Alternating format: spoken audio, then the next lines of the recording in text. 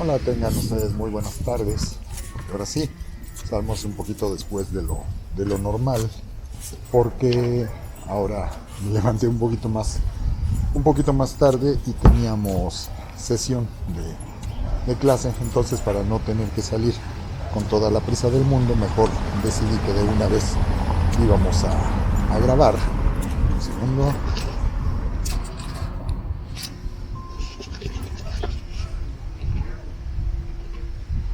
Espero que ahora sí. Y vamos a salir a grabar un poquito más tarde. Entonces ahorita es ya prácticamente mediodía.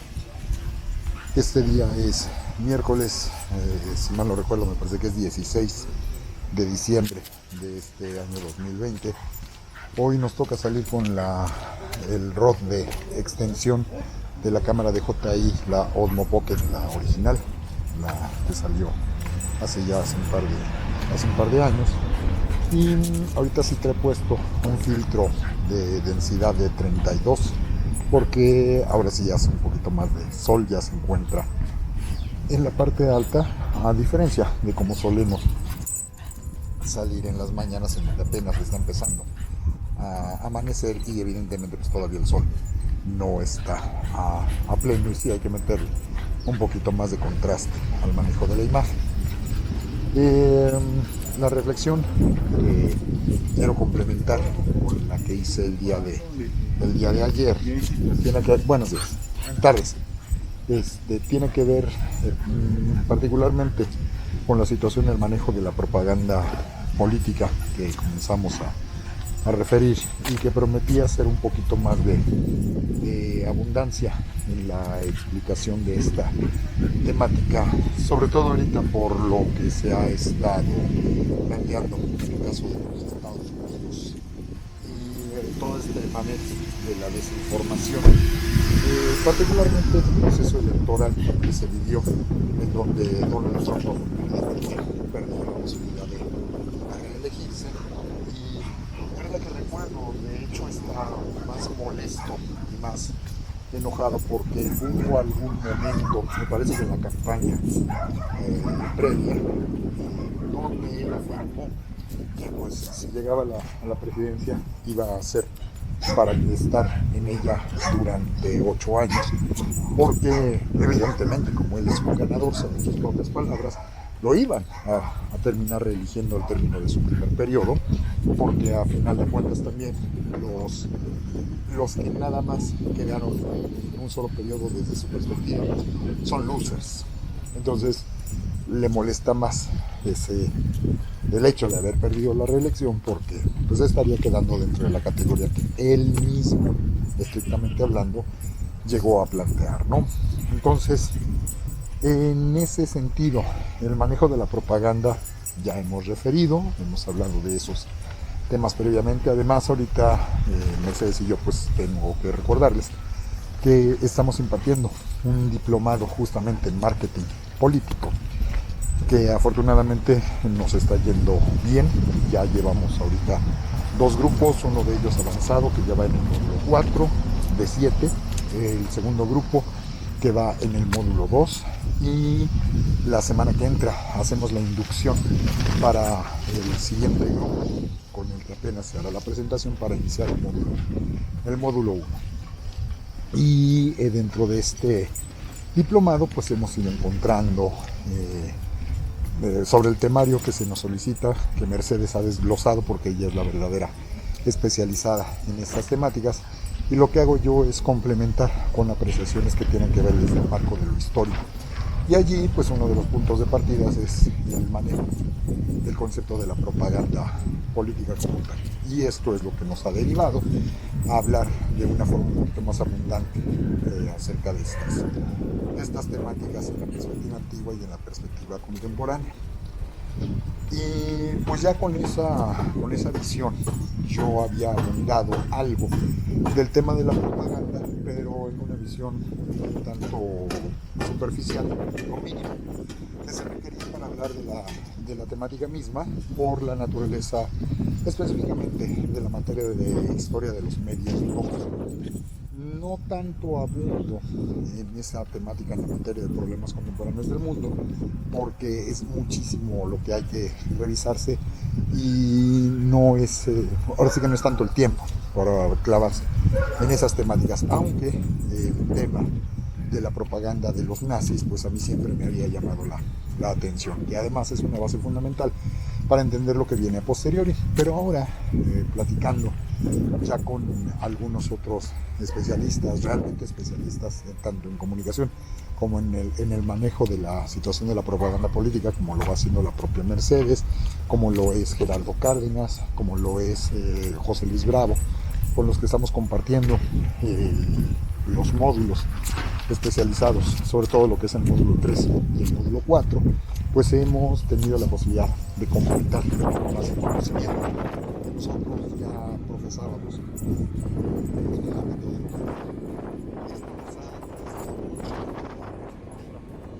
nuestro entendimiento para cuando seguimos hablando de estas temáticas. Ahorita nada más quiero colocar, porque es muy notorio ya en los medios días en las tardes que se incrementa muchísimo el viento, y como ahorita no estoy utilizando el micrófono de Sonapa, porque este es el modelo número 1, solo lo viene el modelo número 2 en el adaptador, a ver si no se me está distorsionando demasiado la voz para estas lecturas, porque inclusive la propia mascarilla y el crítico que traigo ahorita se me está pegando mucho más a la boca, y no sé qué tipo de determinante de sonido conforme vaya llegando, porque además la otra consecuencia que trae el ROD es que tengo el mango extendido a todo lo que da, y esto me está separando la cámara literalmente 1 metro de mi boca. Esto, pues, si le sumamos que el viento esté fuerte, vamos a ver si no distorsiona demasiado. Si no, entonces ya poco a poco estoy obteniendo cada vez más información que me permite saber qué tipo de cámaras son las que he de utilizar para qué momentos concretos y qué momentos específicos. De esta manera sí me está quedando muy claro que las tomas que sean ya hacia la tarde y en donde sepa que estamos en espacio abierto y que esté haciendo ya bastante viento, me queda muy claro que la cámara indicada para las grabaciones va a tener que ser la Pocket 2 con micrófono. Eso te permite hacer las correcciones porque ya queda mucho más pegado, y tiene además lo que se llama el dead cat, el gato muerto, que es como peluchito que se coloca en la parte superior del micrófono para que no haya este sonido del viento que interrumpe la grabación. Bueno, volviendo a la temática que estábamos diciendo, cuando nos metemos a revisar la construcción de la propaganda política, pues el primer antecedente formal de la primera institución que formalmente se dedica a esto no va a ser en lo político, sino va a ser en lo religioso. Para allá del primer cuarto del siglo XVII, la propaganda FIDE, que es una extensión manejada por la Iglesia Católica para perseguir y difundir las cosas malas, las cosas negativas de lo que están haciendo los protestantes, y difundir lo que es la verdad de Dios desde la perspectiva de los católicos. Para los siglos XVIII y XIX tenemos ya la entrada directa, ahora sí, al ámbito de los lentos, y aquí ya vemos la guerra de independencia de los Estados Unidos, la Revolución Francesa y las guerras de independencia de América Latina, pues ya nos van a permitir ver esta transformación de la propaganda hacia el mundo. Posteriormente, la aparición de la Santa Alianza, para tratar de devolver las cosas a lo que originalmente se habían planeado como parte de esta visión del mundo del siglo XVI y XVII. Pues parte, reitero, de la Santa Alianza realizada con los austriacos con von Metternich, lo que pretenden es que se vuelva al esquema anterior. Pero, ahora sí que ya, bienvenidos al siglo XIX, el liberalismo político está comenzando a tomar mayor fuerza y una mayor argumentación para discutir aquellos puntos en los que el someterse a la visión autoritaria, absolutista, muy unificada, sobre todo del siglo XVII en adelante, pues permite el surgimiento de estas visiones que enarbolando los derechos del hombre y del ciudadano, enarbolando los derechos de libertad, igualdad y fraternidad, y todo lo que sabemos que se va a argumentar con el surgimiento de las nuevas naciones en una perspectiva liberal republicana, donde la libertad de expresión, la libertad de creencia, la libertad de imprenta, la libertad de prensa se vuelven un elemento fundamental. La Santa Alianza está en contra de ello, pero aparece ahora sí la prensa escrita, impresa, se está extendiendo un poquito más el rango de aquellas personas que tienen acceso a esta información impresa, aunque sigue siendo una élite minoritaria. La aparición de esta prensa libre, tenemos que recordar que todavía se apoyaba muchísimo en una visión de una oralidad que se pasaba de boca en boca y que es la que permite que realmente se mantengan estos esquemas de la difusión, de la masividad de la información. Los medios electrónicos no existen, los medios eléctricos apenas están empezando a dar sus primeros pasos. La primera mitad del siglo XIX va a ser el telégrafo, más adelante la aparición del teléfono y las bases de lo que, sobre todo, ya más bien a principios del siglo XX, sienta la aparición de lo que será la telegrafía inalámbrica, la telegrafía sin hilos, como popularmente se le conocía, y de allí al surgimiento de la radio, más adelante al surgimiento de la televisión. Surge el cine a partir del año de 1895, pero todavía adoleciendo de sonido. Y esto es parte de un proceso complejo que toma ya la forma más similar a como nosotros la identificamos del siglo XX en adelante. La propaganda, como se va a manejar políticamente en los Estados Unidos, en Francia, a resultas además del último intento del establecimiento de una monarquía imperial con esta visión de ser una monarquía universal. Se va a llevar a cabo en Europa a partir del imperio de Napoleón III, pero va a terminar cayendo por su propio peso a finales de 1870 con el inicio de la famosa guerra franco-prusiana y la deposición de Napoleón III, el establecimiento de la Tercera República Francesa, el surgimiento del primer gran imperio alemán ya independiente y con la base de la Alemania moderna, como nosotros ya la vamos a terminar identificando y conociendo, con el Kaiser Guillermo I y Otto von Bismarck como su gran canciller de hierro, ¿no? A ellos ya les toca utilizar las herramientas de la modernidad, el control de la prensa, organizaciones que censuran aquello que no les parece lo más apropiado, el surgimiento, claro, ya de un parlamento que dirima la mayor parte de las decisiones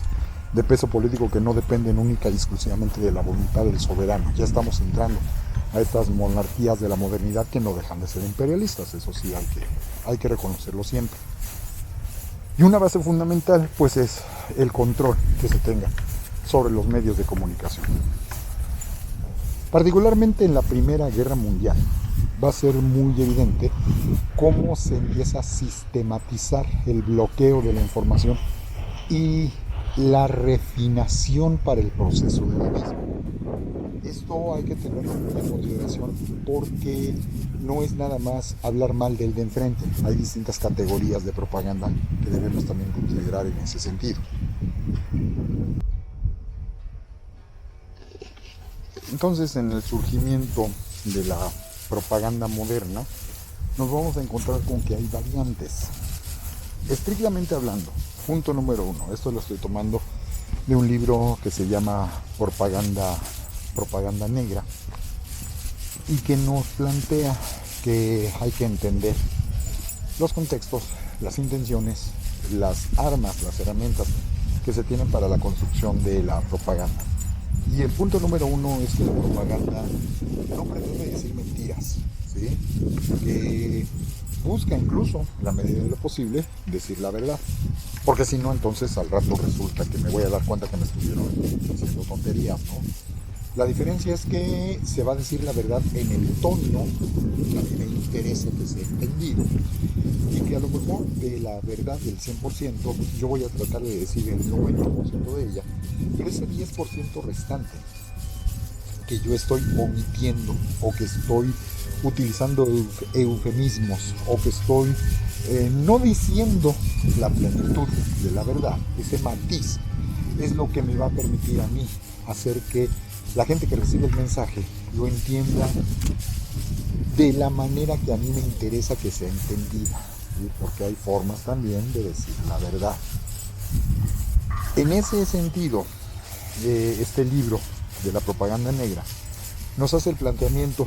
Es gente a la que le tocó vivir la Segunda Guerra Mundial, en la que se apoya la mayor parte de sus análisis y de sus testimoniales. Nos permitiría hablar de tres tipos de propaganda, con tres variantes, que sería la propaganda negra, la propaganda gris y la propaganda blanca.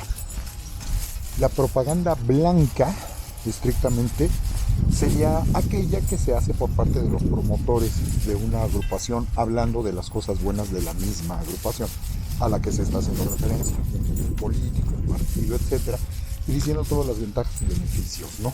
Diciendo así la verdad de lo que nosotros somos. Pero sabemos que todos los partidos políticos tienen esta tendencia a que nos están diciendo, nos están promoviendo lo que son, pero hay un tono, hay una intención. Yo quiero que votes por mí. Y yo te voy a decir las grandes ventajas que tendrías si decides votar por mi opción y no votar por la opción de enfrente. Esto implica que a lo mejor yo no te diga quiénes son los que me están financiando o cuáles son las intenciones que yo tengo con la formación de esta agrupación política, etcétera, ¿no? No digo mentiras, pero tampoco estoy diciendo el 100% de la verdad. En el caso de la propaganda gris, sería... el otro punto importante, de la propaganda blanca es que se sabe con claridad quién fue el que le está diciendo, ¿sí? El tono es el que varía, pero no se oculta quién es el que está diciendo la información, no es anónimo.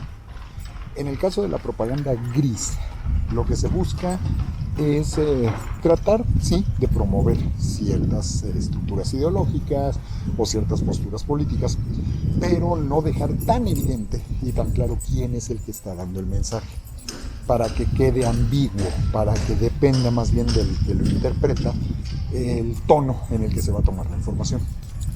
Y finalmente la propaganda negra.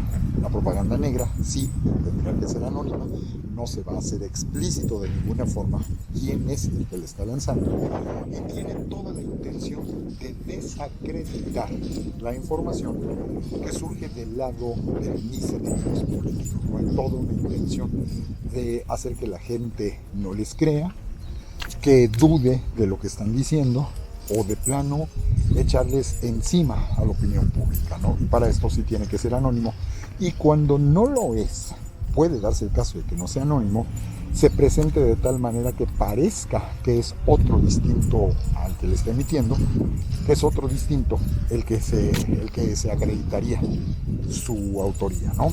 Y aquí ya tiene toda la intención de engañar, tiene toda la intención de saherir, tiene toda la intención de tergiversar, ¿sí?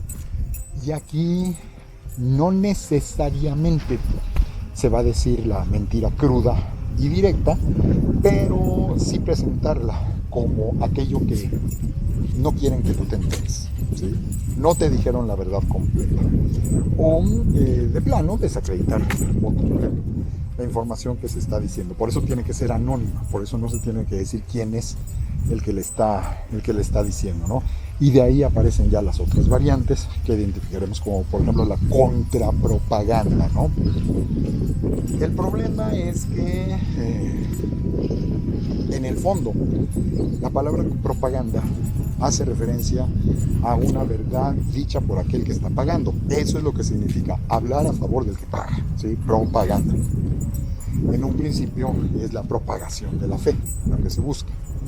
¿Y cómo se busca hacer? Hablando de los milagros, las virtudes y las verdades dentro del catolicismo cristiano, con la intención de desacreditar todo aquello que provenga del mundo protestante. Por eso la base de la propaganda fide es la persecución del protestantismo extendido en Europa, donde va a surgir originalmente.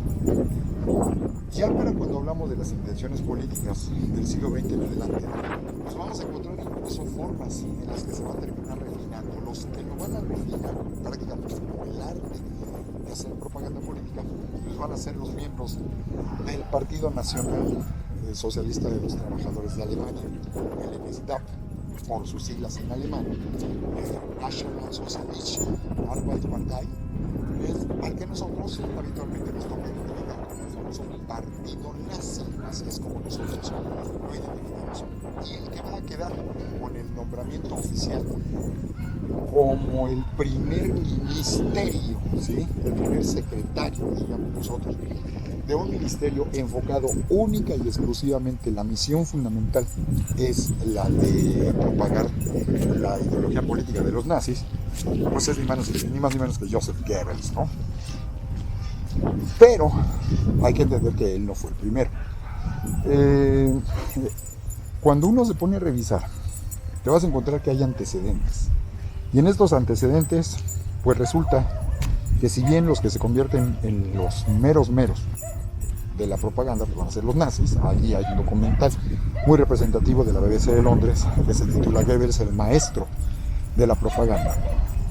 Pero va a haber otros, y eso también es una intención bien importante a considerar, que van a ser antecedentes, que van a ser predecesores del manejo de la propaganda política, pero que buscan no ser reconocidos, que buscan que no se les identifique. Esos son los verdaderos maestros de la propaganda. Y el sistema político para el cual ellos trabajan se encarga de atribuirse a sí mismo las glorias del triunfo de su sistema o de su modelo político, pero no darle el crédito a aquel que consiguió que se difundiera o que se sistematizara su sistema propagandístico, porque lo que importa es demostrar la verdad del modelo y del sistema, no poner en el redil, no ponerle el seguidor a una persona en particular que sea el que la haya diseñado. Al que se le tiene que poner el seguidor, al que se tiene que poner como modelo es al político. Pero yo no conozco hasta ahora un solo político que él sea única y exclusivamente el encargado del manejo del flujo de su información. Actualmente a nosotros nos quieren presentar como si fuera Andrés Manuel López Obrador el que hace la construcción de toda esta estructura, pero no funciona así. Recuerden que para que él salga tiene que haber gente que le construya, que le sugiera, que le diga y que le permita difundir la construcción de sus ideas, ¿no? Esto ahorita es muy difícil de discutirlo, sobre todo porque lo estamos viviendo. Están muy encendidos los ánimos y las pasiones, pero yo les invito a que esperen, sobre todo unos años después de que haya terminado su gestión, esperemos que sea dentro de 4 años, y que empiecen a surgir la literatura, empiecen a surgir los artículos, empiecen a salir los informes, que durante estos tiempos no se permitía, no se dejaba, se censuraba o se amenazaba para que no surgiera, y que poco a poco nos vaya clarificando cómo hay toda una estructura y todo un sistema alrededor de él, que es el que le permite la construcción justamente de su modelo y de su imagen, ¿no? En el caso del desarrollo de la propaganda exitosa, me tocó revisar un documental en este caso es el canal Smithsoniano, un documental maravilloso, en donde habla del caso de lo que fue la pandemia de influenza de la década de los 10, a finales de la Primera Guerra Mundial, y que pues de repente la tomamos como una referencia, sobre todo en estos dolorosos tiempos donde nos encontramos aislados por la epidemia de influenza contemporánea. y que nos ha tenido prácticamente durante 9 meses encerrados en nuestras casas. Ya literalmente llevamos un periodo de gestación humano completito, ahorita que es 16, y que pues es cuando a nosotros se nos avisó que por orden de la Secretaría de Salubridad y Asistencia debíamos de modificar por completo nuestros usos y costumbres, ¿no? Y que la epidemia no ha terminado, que dista mucho de haber terminado, que hay varios países en donde ya comenzó la segunda oleada, y a nosotros se nos presenta la idea de que en México también está comenzando la segunda oleada, cuando estrictamente hablando nunca se planeó la curva de la oleada. No podemos decir que hemos empezado la segunda oleada porque de hecho no hemos empezado la primera. El problema es que a nosotros, hablo de mi generación, pues casi literalmente nunca se nos enseñó nada referente a la epidemia de la influenza de Europa, ¿no?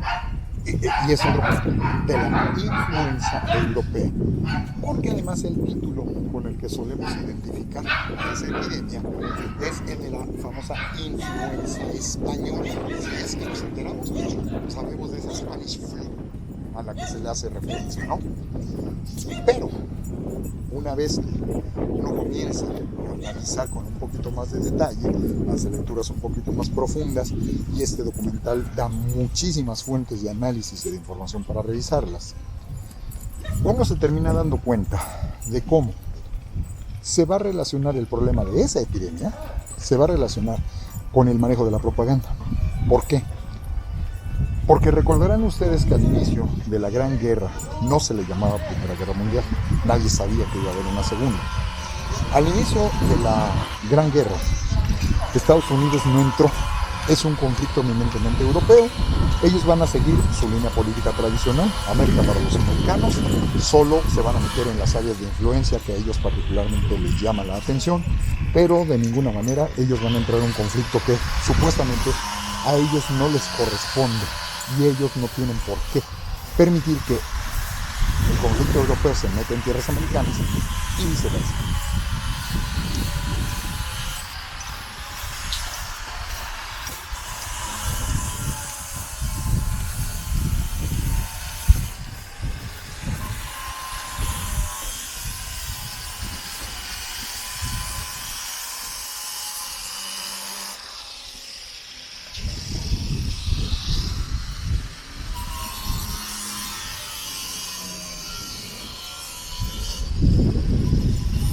Entonces, estando en esa circunstancia, cuando tienen la oportunidad de entrarle ahora sí a los trancazos, de entrarle ahora sí al conflicto mundial, el problema con el que se van a enfrentar es que desde 1914, cuando tronó el conflicto inicial, se ha construido un discurso, y esto recurrentemente ha aparecido manejado por los políticos estadounidenses, empezando por el propio presidente Woodrow Wilson, en el que se insistió mucho que habría de mantenerse a Estados Unidos lo más alejado posible y totalmente fuera del conflicto de lo que está pasando en Europa. Pero ante el cambio de opinión, ahora sí que con toda la razón del mundo, el pueblo estadounidense tendría todas las de la ley de reclamar, oye, pero si nos dijiste que nos íbamos a mantener fuera, ahora resulta que de repente porque nos hundieron un par de barcos es motivo de razón suficiente para entrarle. Resulta que no, se va a tener que construir todo un sistema de explicación para demostrarle al pueblo por qué sí es necesario, y no nada más ahora sí que berrinchito, porque me atacaron a la. Sumado también a lo del telegrama Zimmerman, y sumado también a que los gringos de por sí estaban haciendo negocios, etc. Para no dejar lugar a dudas, se va a declarar la guerra a partir, si mal no recuerdo, del 2 de abril, entre el 2 y el 4 de abril de 1917, el presidente Woodrow Wilson, el Congreso que le da la autorización para declararle la guerra a Alemania. Pero hay una serie de factores un poco complicados. Resulta que el ejército estadounidense, contrario a lo que la propaganda gringa siempre nos ha mencionado, el ejército estadounidense para el año de 1917 dista mucho de encontrarse a la altura de la capacidad bélica como para poderse enfrentar a potencias militares antiguas y muy reales, como va a ser el caso de la propia Inglaterra, que afortunadamente para ellos son sus aliados, o el caso de los mismos franceses. El problema es que literalmente el mejor ejército del mundo son los alemanes, y dentro de esa línea, pues los alemanes resulta que tienen pues nada más una fuerza armada, numéricamente hablando, una fuerza armada de 4,5 millones de soldados, perfectamente entrenados, uniformados, preparados y profesionales.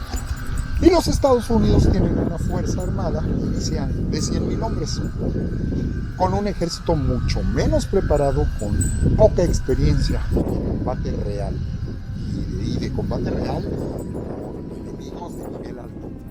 Ahora sí que la guerra más fuerte que llegaron a enfrentar los gringos fue la guerra contra España en 1898, en donde pues pelear contra la armada española estaba de la cachetada.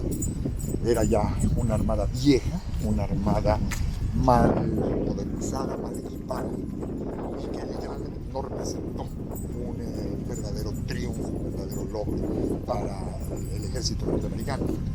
Y la experiencia de guerra previa, pues ahora sí que la más fuerte fue entre ellos mismos, es decir, la guerra de secesión, la guerra civil. Entonces, creo que es muy necesario, de entrada, reclutar muchos más hombres en un tiempo récord para adiestrarlos, prepararlos, capacitarlos en el manejo de las armas, en los militares, capacitar, por supuesto, a sus oficiales, porque puedes tener un ejército de 1 millón de personas, pero si tienes oficiales incapaces y sin experiencia, pues no van a aguantar 3 balazos, ¿no? Y esto lleva tiempo. Además de tener que convencer a esas mismas mamás, a esas mismas esposas, a esas mismas hermanas, a esas mismas familias, a las que durante 2 años les estuviste diciendo que no se va a mandar a ninguno de sus hombres a la guerra, ahora les vas a pedir que por favor les entreguen a sus hombres porque los van a mandar al sacrificio, ¿no? Por eso se va a terminar creando un comité de información pública en donde cuidadosamente se seleccionará qué información es la que se le va a lanzar al público, cómo va a ser el tono que se va a tener que construir para que de esta manera no solo decidan sí apoyar a su propio gobierno, sino hacerlo voluntariamente, inclusive con todo el entusiasmo del mundo. Para esto, obvio, tienes que fomentar el nacionalismo, para eso tienes que fomentar el amor a la patria, para eso tienes que fomentar la noción de la defensa de la democracia, la libertad, la justicia and the American way, ¿no? Porque curiosamente se supone que es el discurso de Superman. Para aquellos que recuerden la película, la famosísima película de 1978, la que es con Christopher Reeve, que forma el Superman mítico, clásico de Hollywood. Recordarán que cuando le hace la entrevista Lois Lane, la primera vez que ellos platican, le platique por cómo llegó aquí, ¿no? Y qué es lo que hace aquí. Y cuando explica sus razones, pues nos queda muy claro toda esta construcción discursiva de la propaganda de los Estados Unidos, porque además él dice convencidísimo a luchar por la libertad, por la justicia, and the American way. Así, lo dice literalmente. Modo de vida estadounidense. Evidentemente, la construcción de este discurso, Superman es el que va a terminar siendo parte de la misma construcción discursiva. Si estamos hablando del año de 1917, significa que todavía faltan 11 años. No, faltan 21 años para el surgimiento del personaje de Superman, ¿no? Jerry Siegel y Joe Shuster serían niños todavía para las épocas de finales de la Primera Guerra Mundial. Y es evidente cómo ellos van a resultar influidos por esta línea de pensamiento que les va a terminar permitiendo la creación de la figura del Superman, que nosotros identificamos y conocemos, ¿no? A veces no nos damos cuenta de qué es primero, ¿no? Entonces, bajo estos esquemas de la construcción discursiva, se crea el Comité de Información Pública a la semana, literalmente, a los 7 días, que es lanzada la declaratoria de guerra en contra de los alemanes. Y ahí es donde comienza ya a funcionar la propaganda, ¿no? Porque de entrada, si tú necesitas que tu gente te apoye. La gente te va a preguntar, pero ¿por qué tengo que entrar a una guerra que me va a salir muy cara, en donde además voy a mandar a mis hijos, ¿no? O sea, a mis esposos a que se sacrifiquen? Cuando es una lucha justa, no solo no te lo van a cuestionar, sino que te los van a entregar en bandeja de plata, ¿no? Y ellos les van a estar empujando para que vayan a pelear y a defender. En American Way of Life, la economía capitalista, etcétera, etcétera, etcétera.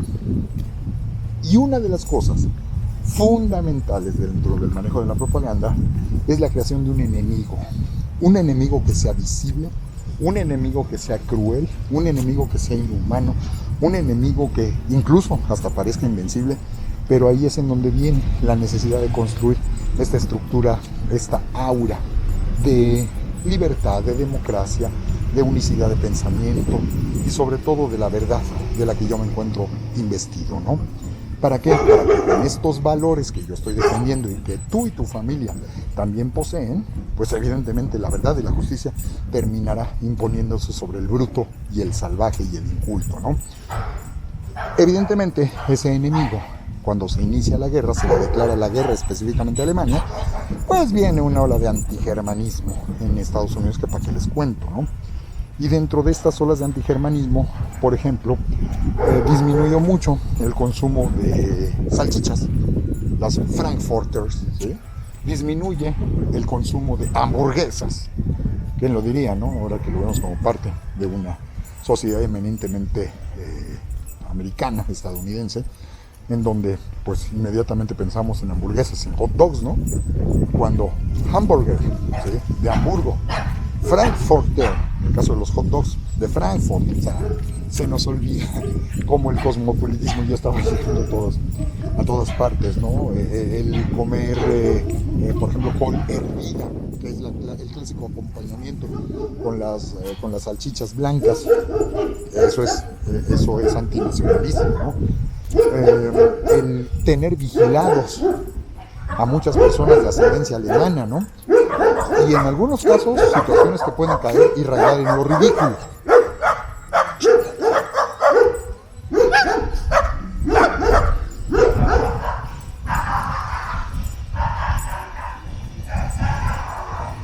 Como lo que ocurrió en Inglaterra, donde esa misma ola de antigermanismo, pues resulta que hace caer en contradicción a la propia Casa Real británica, porque Jorge V, el rey George V, pues resulta que él, a final de cuentas, era primo de Guillermo II.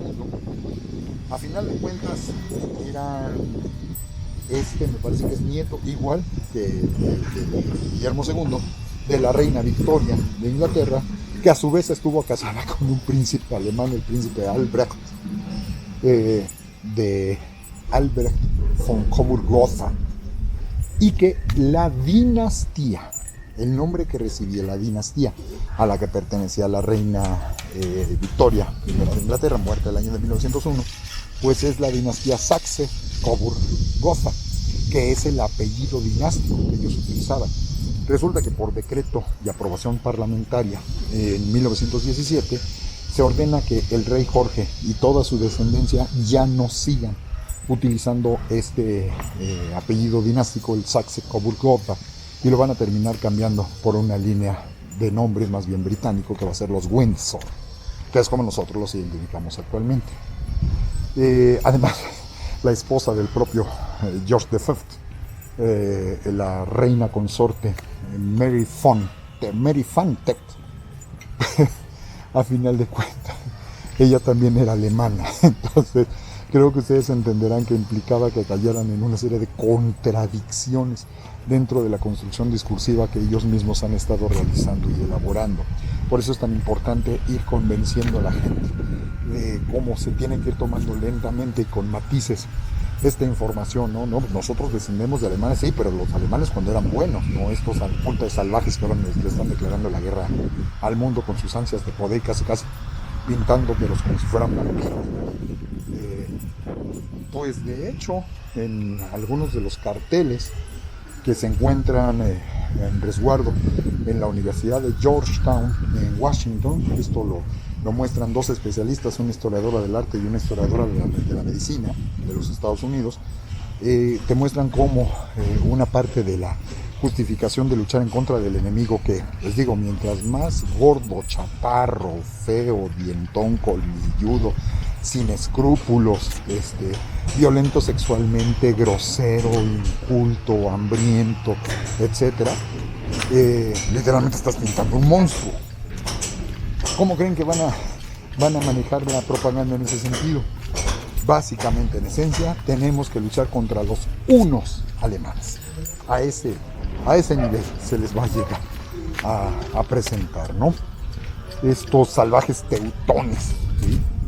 Los rusos más adelante van a hacer una propaganda también bastante efectiva, sobre todo a nivel cinematográfico, pero eso me lo reservo para hablar de ello más adelante. Y en el caso que les menciono en este momento, pues simple y sencillamente es no inducir. Ese es otro de los puntos que también distinguen estas dos historiadoras. Cuando revisan los carteles, empezando por el famosísimo cartel de Montgomery Flagg, del tío Sam que está señalando, y le dice: US Army wants you, I want you. No te está preguntando: oye, el ejército te solicita que participes, oye, ¿te gustaría incorporarte al ejército? No, te está diciendo: yo te quiero a ti para que le entres al ejército. Ven que es un tío Sam que no tiene una expresión amable, que tiene una expresión dura y que te está diciendo: te vas reclutando, pero a la voz de ya, ¿no? Si fueran tiempos contemporáneos, nada más se le agregaría un código QR para que en ese momento saques tu celular y quedes registrado para que te digan dónde está la casa de reclutamiento más cercana. En ese plano, pues toda la propaganda se va a controlar por la vía de este comité de información pública, y lo malo es cuando sale información que contradice lo que las autoridades están diciendo, que compromete la información que ellos están afirmando, y que pues de repente también te llega a decir que hay otras cosas que son más importantes que andar combatiendo en una economía de guerra. El problema es que a partir de la declaración de guerra y del recibimiento de munición, la prioridad absoluta, no cabe duda, no hay posibilidad de error, no se puede poner en tela de juicio. La prioridad absoluta es entrar a la guerra lo mejor preparados y armados posible. Por eso, cuando no son suficientes los voluntarios, pues se tiene que emitir un acta de conscripción en donde se ordena que los varones mayores de 18 años de edad y menores de, por decir, voy a inventarme el número porque yo no me lo sé, menores de 50 años de edad que cumplan ciertos requisitos físicos deben de presentarse para irse a pelear. Pero además también se ordenan otra serie de cosas en esta acta de conscripción. Se dice que te tienes que reportar, te tienes que uniformar, te tienes que capacitar, te tienes que preparar en el manejo de las armas, y lo más importante, tienes que someter tu voluntad, así lo dice el acta, tienes que someter tu voluntad a lo que te diga la autoridad militar correspondiente o política correspondiente en ese sentido. Y si yo no quiero que me recluten, y si yo no quiero que me manden a pelear, pues resulta que esto es motivo de razón suficiente para que te encierren, te sometan a consejo de guerra, y si te encuentran culpable, esto es como literalmente ponerse del lado del enemigo, te pueden lanzar una condena a que permanezcas en la cárcel hasta por 20 años. Más adelante va a surgir también una multa, y como lo mencionaba con mi grupo de señoras queridas, de ahorita de los miércoles,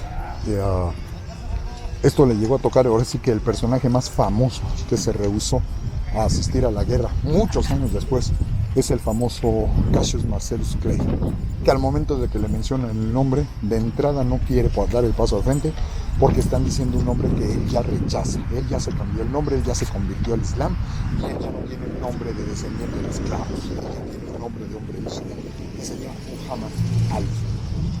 Nada más que esto pasó en 1967. Entonces, dense una idea de cómo los efectos de esta acta de conscripción que surgió, estamos hablando del 18, surgió 50 años atrás, todavía le va a afectar, y de hecho va a provocar que le quiten su licencia, que le quiten el pasaporte para que no pueda ir a pelear fuera, que no pueda ejercer su profesión en el propio territorio estadounidense, y además de la amenaza de la cárcel, una multota que en su momento pues era el mega escandalazo, ¿no? Que con trabajos, y eso sí le dolió bastante, tener que pagar la fianza para poder salir, aquellos se aseguran que no se les va a querer escapar, ¿no?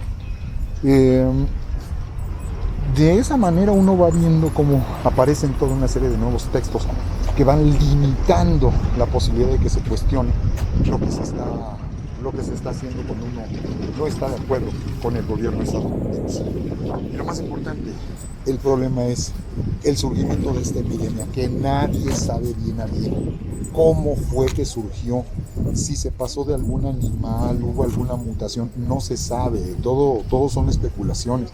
Un historiador de la medicina llamado John Barry menciona que es muy posible que se haya transmitido de algún ave a un ser humano, pero no se sabe cuándo, no se sabe quién, no se sabe exactamente de qué manera, que pudo haber procedido de algún ave silvestre, que pudo de haber surgido de un ave acuática, que pudo haber surgido de un ave zancuda, no se sabe, todos son especulaciones. El problema es que los primeros testimonios de la aparición de esta epidemia y que se comenzó a expandir van a comenzar a surgir por ahí más o menos de agosto de 1917, en números todavía muy controlados y muy pequeños, pero que van a empezar a expandirse de una manera impresionante a partir del año de 1918. Y cuando empieza a surgir la información de la epidemia, evidentemente Estados Unidos no va a permitir que esto fluya. ¿Por qué? Una simple y sencilla razón. La prioridad es la guerra. Y el hecho de decir que no podemos mandar a nuestros hombres a la guerra porque están muy enfermos de una enfermedad que no sabemos exactamente qué es muy virulenta, no sabemos cómo se cura, no tenemos vacuna y no sabemos cómo controlarla, más que manteniéndonos aislados y encerrados en nuestras casas, manteniendo distancia social, manteniendo el uso de mascarillas, constante higiene, etcétera. Lo que para nosotros es lo normal en estos momentos, en aquella época el gobierno norteamericano no lo quiso aceptar. De ninguna manera lo quisieron aceptar. Y esto pues, si lo analizamos con cuidado, para nosotros ahorita sería un acto, literalmente un acto criminal. Pero si no se habla del tema como si no existiera. Y eso es justamente lo que van a tratar de hacer los estadounidenses. Y cuando se contrasta el número real de los ya contagiados y de la cantidad de muertos una vez que ya se ha expandido en Europa, pues termina resultando que la nación que te habla, que te da esa información, resulta que la vas a terminar desacreditando del otro lado, diciendo que eso no es cierto, que eso es mentira, que están inventando cosas para sus propios beneficios. Y esa nación, reitero, que fue España. Y esto da como consecuencia que la misma propaganda que quiere echar a andar la maquinaria de guerra y presentar, porque así lo van a hacer, a los Estados Unidos como los grandes salvadores de Europa en la Primera Guerra Mundial, el chivo expiatorio va a ser España, y van a atribuir que fue de España de donde surgió la epidemia, y tan efectiva va a ser su campaña que nosotros la conocemos así, definitivamente, como Spanish Flu, un acto que, visto desde nuestra óptica, sería absolutamente irresponsable por la cantidad de muertos, absolutamente criminal.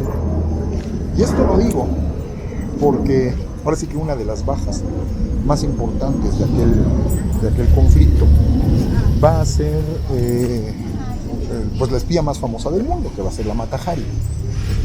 A la Mata Hari, cuando la detienen en 1917 justamente y la enjuician, la encuentran culpable, el argumento principal es que la información que ella filtró a los enemigos de los Estados Unidos es una información que generó a la larga la muerte de más de 50,000 soldados franceses. Por lo tanto, se le tiene que hacer consejo de guerra, se le tiene que enjuiciar, se le tiene que encontrar culpable y se le tiene que ejecutar. Si eso pasó con los Mata Hari, atribuyéndole la muerte de 50,000 personas, imagínense si tuviéramos que enjuiciar a gente responsable de esta situación. Y el más importante de los que van a manejar la responsabilidad de estas decisiones es el presidente de la República. Y sabemos que en la guerra los Estados Unidos van a perder, en la guerra, van a perder alrededor de 600,000 soldados. En la guerra.